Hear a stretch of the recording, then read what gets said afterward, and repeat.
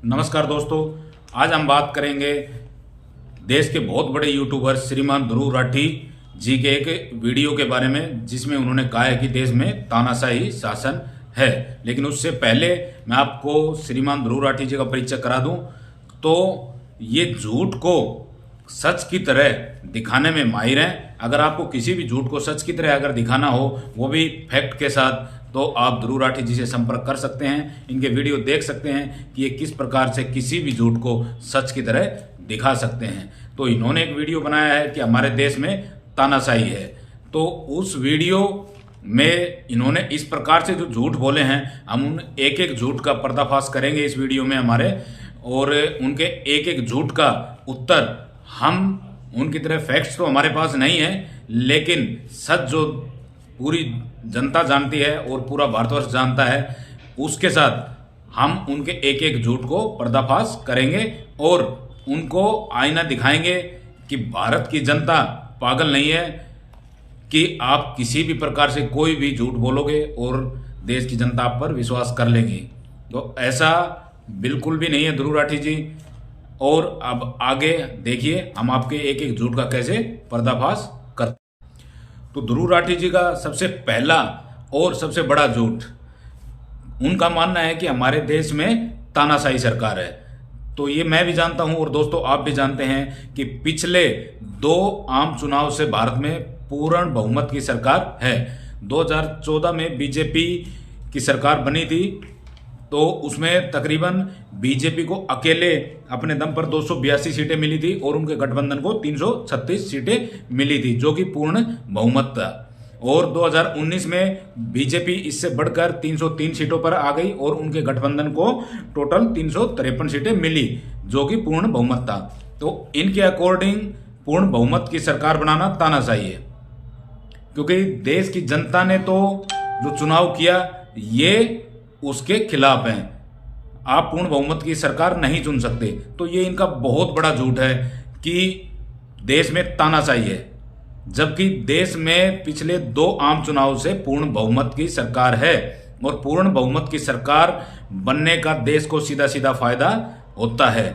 और ये लोग आप भी जानते हैं, हम भी जानते हैं कि देश में पिछले 10 साल से एक सुदृढ़ सरकार चल रही है, मजबूत सरकार चल रही है। तो ध्रुव राठी जी का सबसे पहला और बड़ा झूठ यही है कि ये पूर्ण बहुमत की सरकार को तानाशाही सरकार का नाम दे रहे हैं।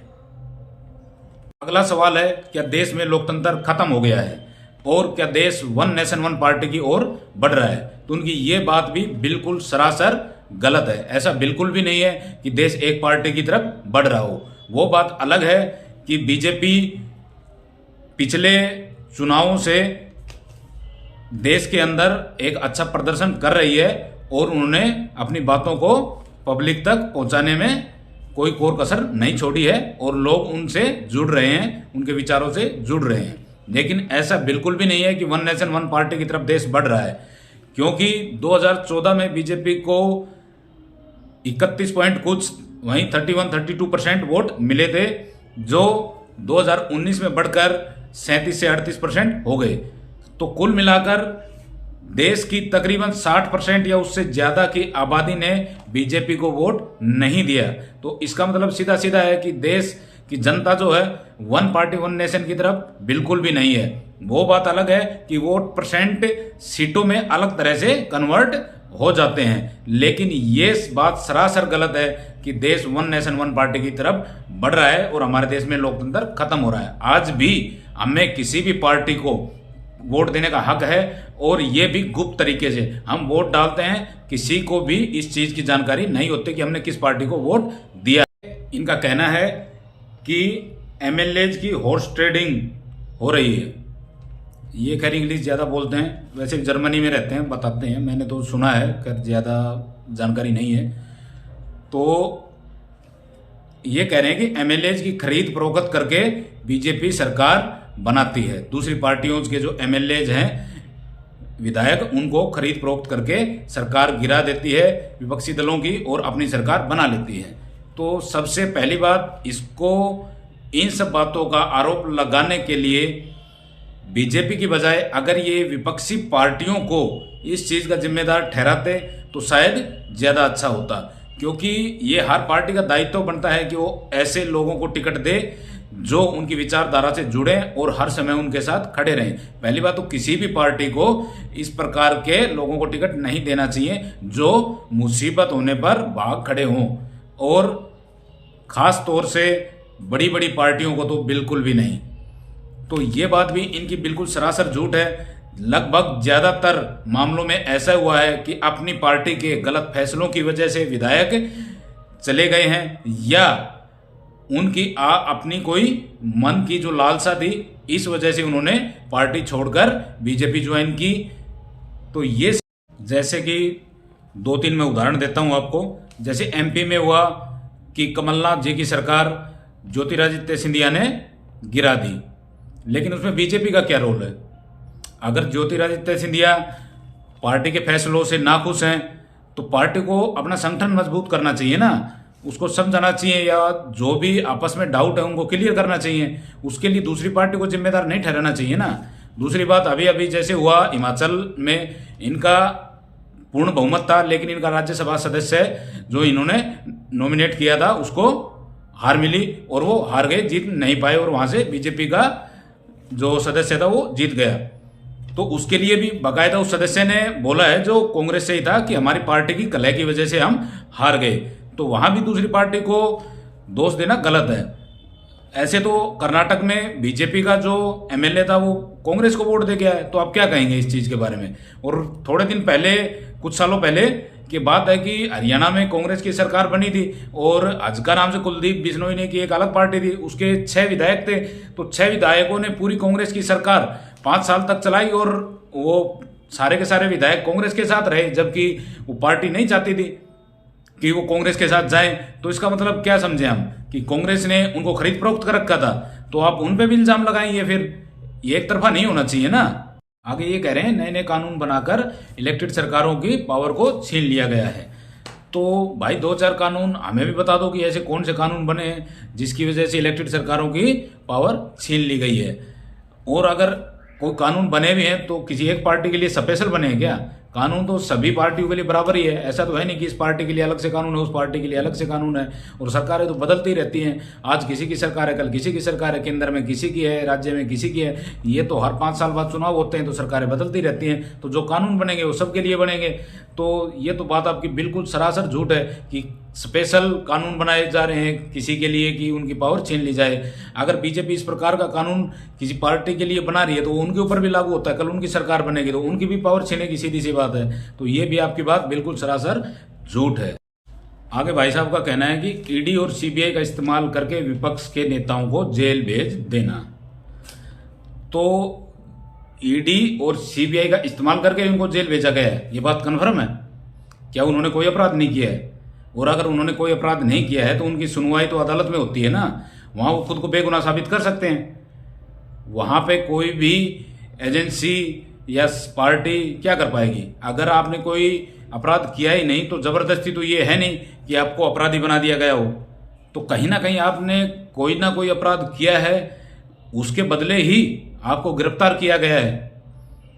तो ये बात भी आपकी बिल्कुल सरासर झूठ है कि ईडी और सीबीआई का इस्तेमाल करके विपक्ष के नेताओं को जेल भेज दिया गया है। बल्कि आपको तो खुश होकर ये बताना चाहिए कि हमारे देश में न्याय व्यवस्था है और बड़े बड़े लोगों को भी अगर वो अपराध करते हैं तो उनको जेल भेजा जाता है।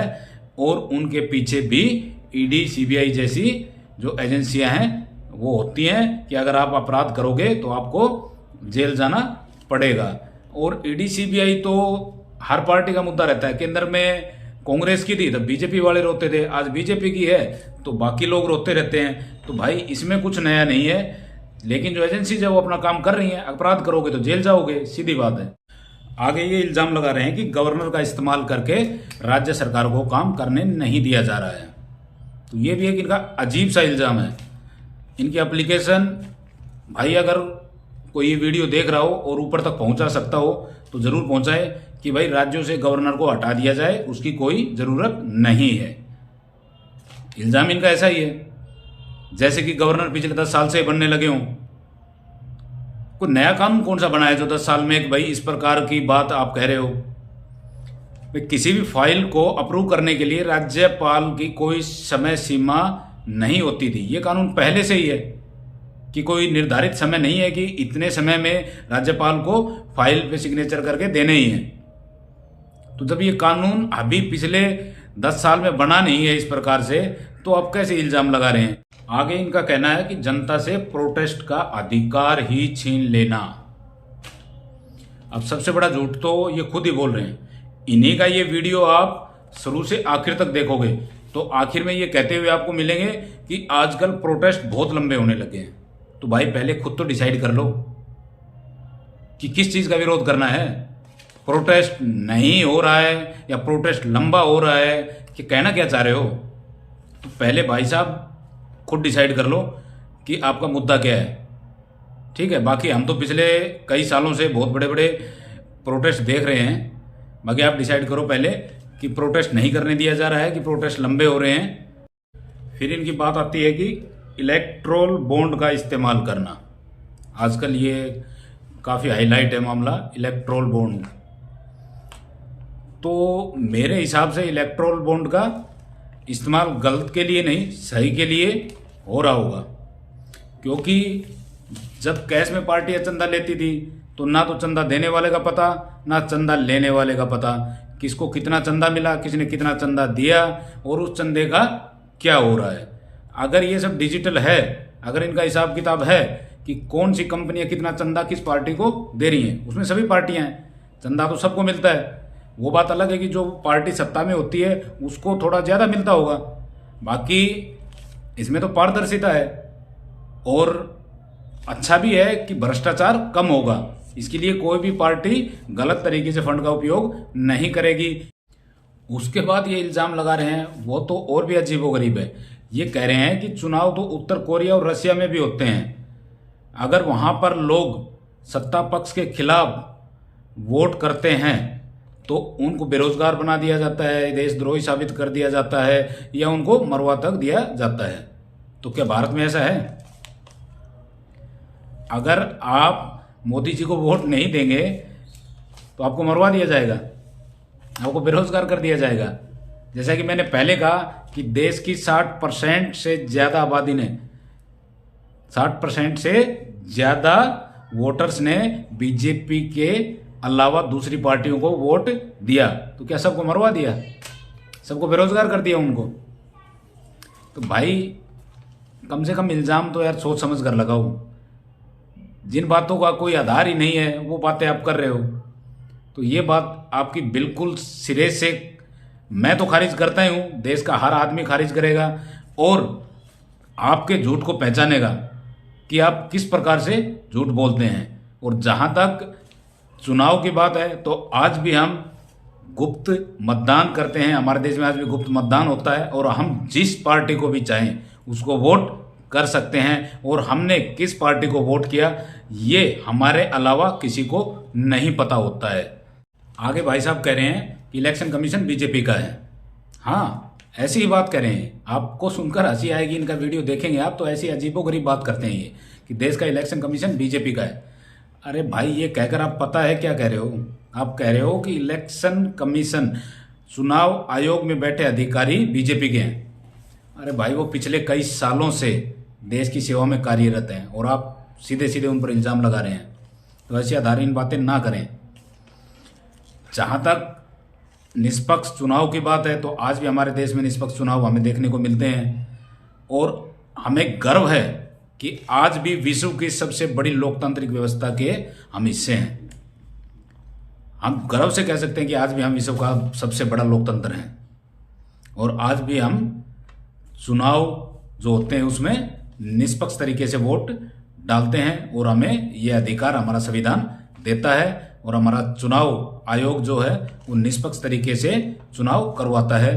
तो आपकी ये बात बिल्कुल ही निराधार है, जिसका कोई आधार नहीं है कि चुनाव आयोग बीजेपी का है। ऐसी बातें आपने जैसे वीडियो में बोला है ना कि मोदी भगत हैं, वो मेरी बात नहीं समझेंगे। तो वही बात मैं आपके लिए कहता हूं कि जो मोदी विरोध में है, जिन्होंने मोदी विरोध में अपनी आंखें बंद कर रखी हैं, वही लोग आपकी बात मानेंगे और आपकी बात पर विश्वास करेंगे। आखिर में भाई साहब कह रहे हैं कि एनडीटीवी आखिरी चैनल था जो सरकार की आलोचना करता था, उसको भी अडानी ने खरीद लिया। तो पहली बात तो एनडीटीवी जो था उसको आप सीधा सीधा रवीश कुमार कह सकते हैं कि रवीश कुमार चैनल। लेकिन मैं इनसे पूछना चाहता हूं कि कुछ महीने पहले कांग्रेस ने एक बयान जारी किया था ऑफिशियल आधिकारिक रूप से लिखित में, वो भी कुछ पत्रकारों के नाम लिखकर, कि हमारी पार्टी का कोई भी प्रवक्ता या कार्यकर्ता इन पत्रकारों की डिबेट में या किसी भी प्रोग्राम में शामिल नहीं होगा। तो ये क्या है भाई? आप पत्रकारों से बात ही नहीं करना चाहते। आप क्या चाहते हैं कि पत्रकार सिर्फ आपका महिमा मंडन करें, सिर्फ सरकार की आलोचना करें? तो गलत तो आप कर रहे हैं ना। अपनी आलोचना भी सुनना सीखो। आपसे अगर पत्रकार डिबेट में आपके खिलाफ कोई बात बोलता है या आपके संगठन में जैसे जो खामियां हैं उनके बारे में कोई बात बोलता है, पहले भी आप सरकारों में रहे हो, उसके बारे में भी कोई बात पूछता है, तो आपको उसका जवाब देना चाहिए, ना कि पत्रकारों से भागना चाहिए कि नहीं भाई आप सिर्फ सरकार की आलोचना करो और हमारा महिमा मंडन करो, हम विपक्ष में बैठे हुए हैं। तो ये तो गलत है। पत्रकार का काम होता है कि वो सवाल पूछे हर किसी से, चाहे वो पक्ष हो या विपक्ष हो। तो विपक्ष के लोगों को भी पत्रकारिता का भी बहिष्कार नहीं करना चाहिए। आखिर में मैं इस भाई के लिए सिर्फ एक ही बात कहना चाहूँगा कि ये इसका काम सिर्फ और सिर्फ एजेंडा चलाना है। ये एजेंडेदारी है। इसका काम सिर्फ भारत सरकार और मोदी को बदनाम करना है। तो भाई साहब, मैं आपको एक व्यक्तिगत सलाह भी देना चाहूँगा कि आप डॉक्टर से मिलें और अपने माइंड को चेक कराएं। आपकी मानसिकता में कुछ खराबी है, मुझे लगता है, क्योंकि आप विदेश में बैठ के भारत की समस्याओं के बारे में इस तरह से बातें करते हैं ना, तो शक तो होता ही है कि भाई साहब कैसी कैसी बहकी बहकी बातें कर रहे हैं। तो पहले तो अपना जो दिमाग है उसको चेक कराएं और ये एजेंडाधारी जो काम है आपका उसको बंद करें। खैर, आप इसको बंद कर देंगे तो आपकी रोजी रोटी कैसे चलेगी? क्योंकि जिन लोगों के लिए शायद आप काम कर रहे होंगे तो उनको तो इसी प्रकार की वीडियो चाहिए होगी। खैर छोड़ो, लगे रहो, रोजी रोटी तो चलानी है, पापी पेट का सवाल है भाई। तो दोस्तों, इस प्रकार के एजेंडेधारियों की पोल हम खोलते रहेंगे। आगे भी हमारे साथ बने रहिए। नमस्कार, धन्यवाद।